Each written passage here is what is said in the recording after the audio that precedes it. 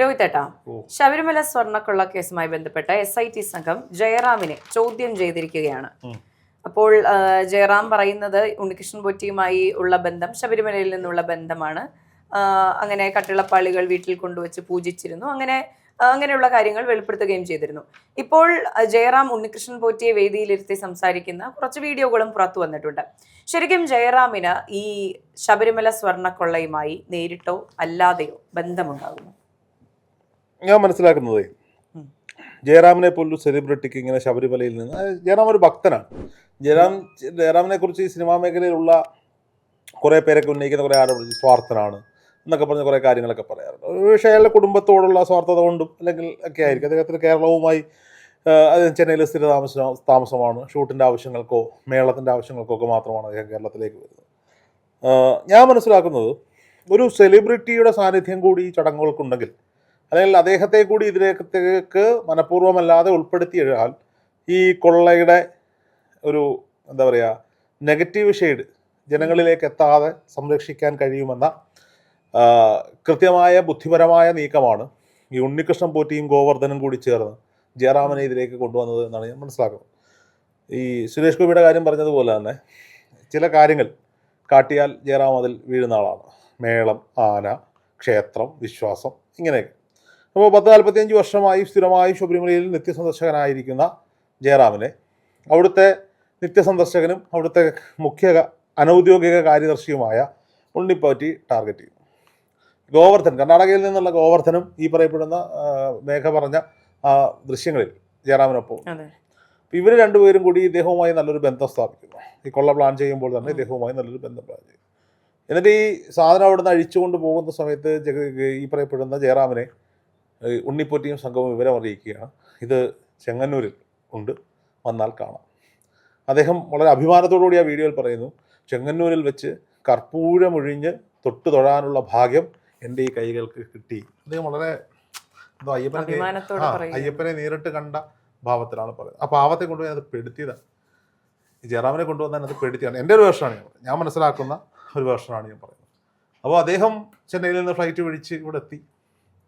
ഈ കട്ടിളപ്പാളികളിൽ തൊട്ട് തൊഴുമ്പോൾ അതിൻ്റെ പിന്നിൽ നിൽക്കുന്ന ഉണ്ണിപ്പോറ്റിയുടെയും ഗോവർദ്ധൻ്റെയും മനസ്സിൽ ചിരിയായിരുന്നു. മണ്ടൻ ആ ചിരിയായിരുന്നു. ഇപ്പം ജയറാമ് വരുന്ന ഈ ദൃശ്യങ്ങളൊക്കെ വെച്ച് ഇവരതിനെ എന്ത് ചെയ്തിട്ടുണ്ടാവും, സ്വാഭാവികമായി മാർക്കറ്റ് ചെയ്തിട്ടുണ്ടാവും. പിന്നീട് സ്വർണം പൂശിയ കട്ടിളപ്പാളികൾ ചെന്നൈയിലുണ്ട്.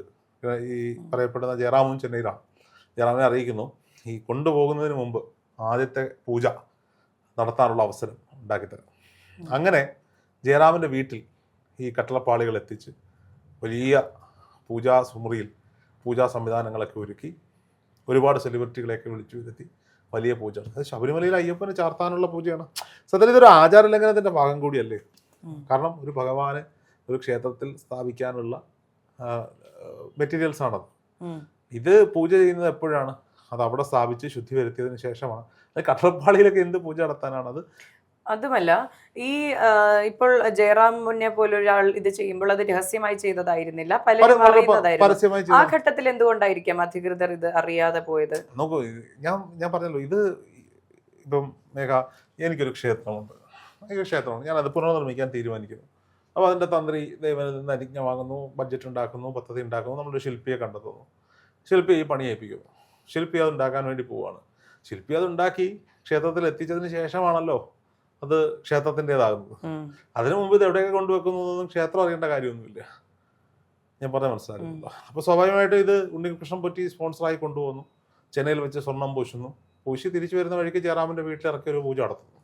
ജയറാമിൻ്റെ സുഹൃത്തുക്കളും അടുത്ത ബന്ധുക്കളും മാത്രമുള്ള ഒരു സ്വകാര്യ ചടങ്ങ്. ഇനി ഈ പൂജയുടെ മറവിൽ ഇവന്മാർ എത്ര കോടി ഉണ്ടാക്കിയിട്ടുണ്ട് എന്നുള്ളത്, ജയറാമിൽ നിന്ന് എത്ര കോടി വാങ്ങിയിട്ട്, ചില ജയറാമിൻ്റെ നിന്ന് പൈസ ഒന്നും വാങ്ങിയിട്ടുണ്ടാവില്ല. അയാൾ അങ്ങനെ പൈസ കൊടുക്കുന്ന ഒരാളാണെന്ന് എനിക്ക് തോന്നുന്നില്ല. പക്ഷേ ഇത് കാണാനും തൊഴാനും വരാം.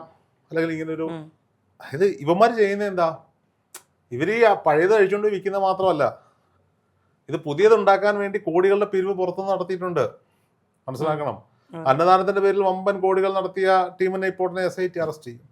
പടിപൂജയുടെ പേരിൽ കോടികൾ പിരിച്ചവന്മാരുണ്ട്. അതായത് ഇത് മുഴുവനായിട്ട്, ഞാൻ പറഞ്ഞത് ഇതൊരു സിസ്റ്റം എങ്ങനെയാണെന്ന് ചോദിച്ചാൽ, അവിടുത്തെ പടിപൂജ 2040 വരെ ബുക്കിംഗാണ്.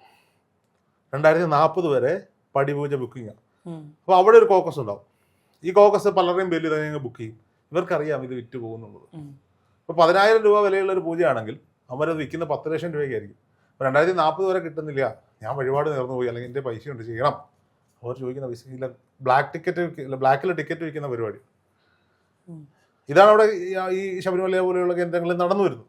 ഭക്തർ എന്ത് വില കൊടുത്തും നടത്തും എന്ന ഉത്തമ ബോധ്യത്തിൽ ചെയ്യുന്നതാണ്. അപ്പോൾ ഈ ചെന്നൈയിൽ ഈ കട്ടളപ്പാളികൾ കണ്ടത് ഇപ്പോൾ ജയറാമിൻ്റെതായതുകൊണ്ട് എൻ്റെ ഒരു വീഡിയോയും കാര്യങ്ങളും ഒക്കെ പുറത്തു വന്നു. ഇതുപോലെ വേറെ ഏതൊക്കെ വ്യവസായിയുടെ വീട്ടിൽ കൊണ്ടുപോയിട്ടുണ്ടാവും? ഒരു വീട്ടിൽ ശബരിമലയിലെ കട്ടളപ്പാളി കൊണ്ടുവെക്കുന്നതിന് 10 ലക്ഷം രൂപ. എത്ര രൂപ പിരിക്കാൻ പറ്റും? ചെന്നൈയിലൊക്കെ എത്രയോ വലിയ വിശ്വാസികളായ ആളുകളുണ്ട്. ഇത് എവിടെയൊക്കെ കൊണ്ടുപോയിട്ടുണ്ടാവും? അതൊക്കെയാണ് അന്വേഷണത്തിന്റെ പരിധിയിലേക്ക് വരേണ്ടത്. സ്വാഭാവികമായിട്ട് ഒരു സിസ്റ്റത്തിന്റെ ഭാഗമാകുമ്പോൾ ദൃശ്യങ്ങളൊക്കെ പുറത്ത് വന്ന സ്ഥിതിക്ക് ജയറാമിനെ ചോദ്യം ചെയ്യുക എന്നുള്ളത് SITയുടെ ഉത്തരവാദിത്തമാണ്. അവരത് ചെയ്തു, അത്രേ ഉള്ളൂ.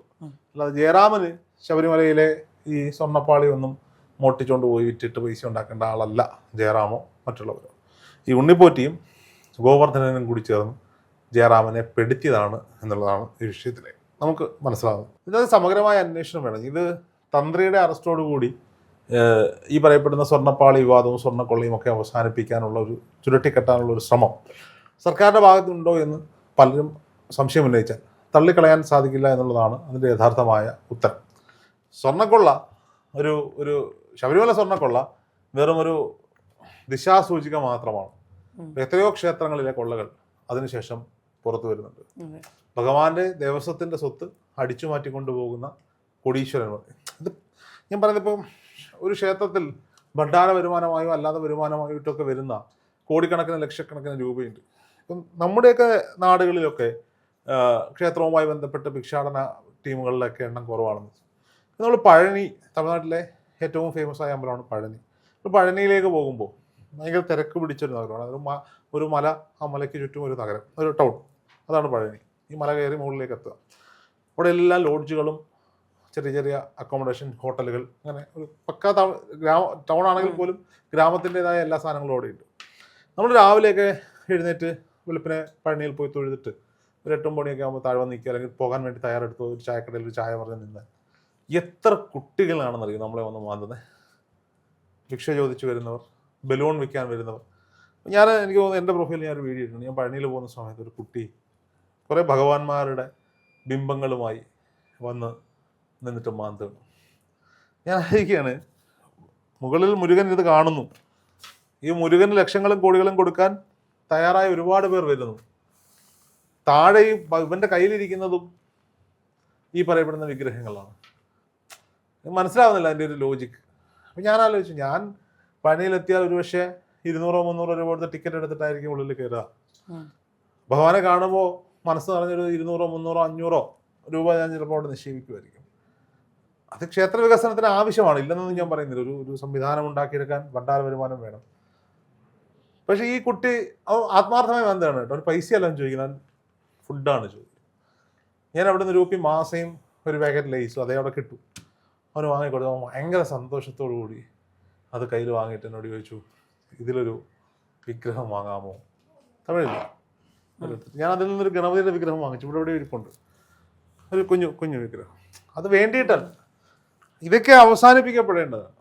ഇപ്പോൾ തമിഴ്നാട്ടിൽ തന്നെ ഏതൊരു അമ്പലത്തിൽ ബാലമുരുകൻ എന്ന് പറഞ്ഞൊരു കുട്ടിയെ ഒരു മുണ്ട കൊടിപ്പിച്ചുകൊണ്ടിരുത്തി ഭസ്മം ഇട്ട് കൊടുക്കുന്ന ഒരു പരിപാടിയാണ്. ഈ ഭഗവാന്റെ ഈ കട്ടളപ്പാളി തൊട്ട് തൊഴാൻ ലക്ഷങ്ങൾ മുടക്കിയ വ്യവസായികളോടാണ് നിങ്ങൾ കൊടുക്കണം, ക്ഷേത്രങ്ങൾക്ക് കൊടുക്കണം. ഞാനെതിരല്ല, ഞാനും ക്ഷേത്രത്തിൽ പോയാൽ കാണിക്കിടുന്ന ആളാണ്.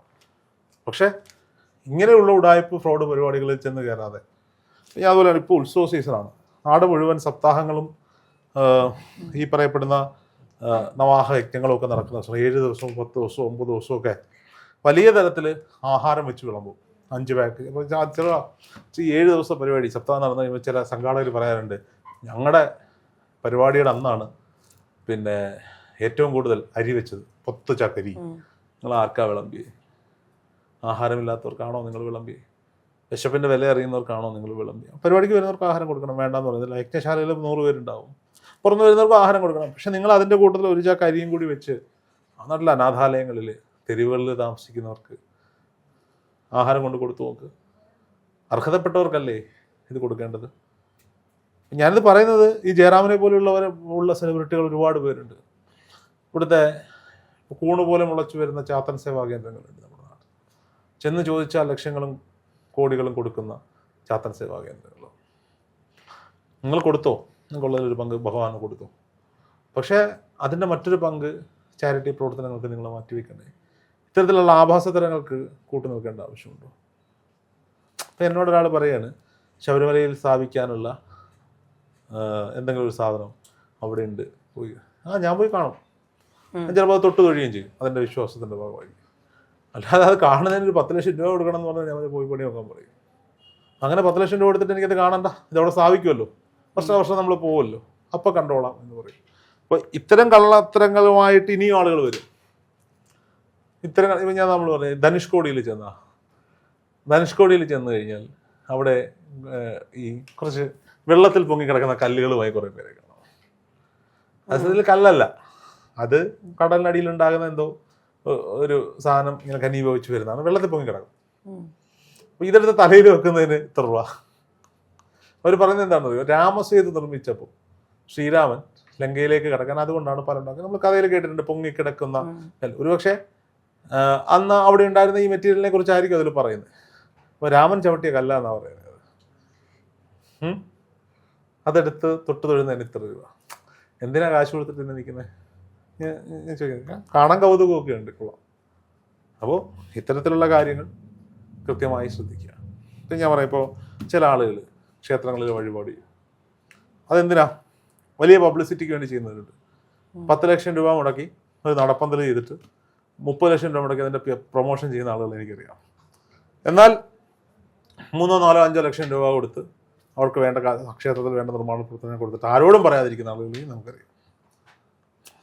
നിങ്ങൾ പറഞ്ഞോ, ഇനി നാളെ നിങ്ങളോട് അവിടുത്തെ തിരുമേനിയോ കമ്മിറ്റിക്കാരോ പറയാണ് അവിടെ ഒരു നടപ്പന്തൽ പണിത് തന്നാൽ നിങ്ങൾക്ക് സന്താന സൗഭാഗ്യം ഉണ്ടാവും, അവിടെ ചെന്ന് വീഴരുത്.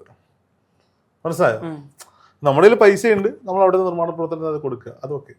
അല്ലാതെ ഒരു കാര്യസിദ്ധിക്ക് വേണ്ടിയിട്ട് നിർമ്മാണ പ്രവർത്തനങ്ങൾ നിന്നിട്ട് എന്തെങ്കിലും കാര്യമുണ്ടോ? ഒരു കാര്യമില്ല. ചിലയിടത്തൊക്കെ ഉണ്ട് അമ്മയ്ക്കൊരു പിടി മണ്ണ്, അയ്യപ്പനൊരു പിടി മണ്ണ്.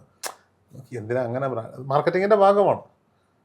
ക്ഷേത്ര വികസനവുമായി ബന്ധപ്പെട്ട് ഞങ്ങൾക്കൊരു 100 സെൻറ്റ് സ്ഥലം മേടിക്കണം, അതിന് നിങ്ങൾ 1 സെൻറ്റിൻ്റെ പൈസ തരണം എന്ന് പറയുന്നത് മാന്യതയില്ലേ? മറ്റേത് ഭക്തിയെ കാണിച്ച് പേടിപ്പിക്കുക. ഇത് കൊടുത്തില്ലെങ്കിൽ എന്തോ സംഭവിക്കുമെന്നൊരു തോന്നൽ ഇത് വായിക്കുന്ന നമ്മുടെ മനസ്സിലേക്ക് ഉണ്ടാകും. ഇത് ക്ഷേത്രങ്ങളിൽ മാത്രമല്ല. ഇപ്പോൾ മേഘയുടെ കുടുംബം, മേഘയൊക്കെ ക്രൈസ്തവ വിശ്വാസികളാണ്. നിങ്ങളുടെ ചർച്ചുമായി ബന്ധപ്പെട്ടൊരു വികസനം നടക്കുമ്പോൾ നിങ്ങളുടെ വികാരി അച്ഛൻ പറയും, കുഞ്ഞാടെ കർത്താവിൻ്റെ ഇതിലേക്ക് ഇത്ര രൂപ നേർച്ചപ്പണം തരണം, പറയില്ലേ? പറയും. അല്ലെങ്കിൽ പള്ളി കമ്മിറ്റിക്കാർ പറയും. അപ്പോൾ അത് കൊടുക്കണം. പക്ഷെ അത് കൊടുത്തില്ലെങ്കിൽ കർത്താവിൻ്റെ ശാപം കിട്ടുമെന്ന് പറഞ്ഞാൽ കൊടുക്കുമോ? അത് കൊടുക്കരുത്. അത്രേ ഉള്ളൂ. ജയറാമിന് സംഭവിച്ചതാണ്.